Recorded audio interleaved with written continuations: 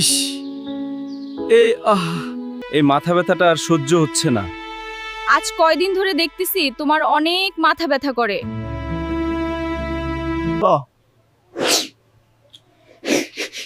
আমি কি করব বুঝতেছি না। আমাদের এই গরিবের সংসারে তোমার আবার কি হইলো? হ্যাঁ, তুমি বসো, আমি একটু খালাকে ডাক দিয়ে নিয়ে আসি। খালা আসছি। খালা আমার স্বামীকে দেখতেছে দীর্ঘ কয়েকদিন ধরে মাথা ব্যথা আর হাঁচি দিচ্ছে, মাঝে মাঝে নাক দিয়ে রক্ত পড়ে। এগুলো নাকের পলিপ বা নাকের মাংস বৃদ্ধির লক্ষণ হতে পারে। চিন্তার কোনো কারণ নাই, আমি একটা ডাক্তারের ঠিকানা দিছি, তুমি সেই ডাক্তারের কাছে তোমার স্বামীকে নিয়ে চলে যাও। ধন্যবাদ মাসিমা।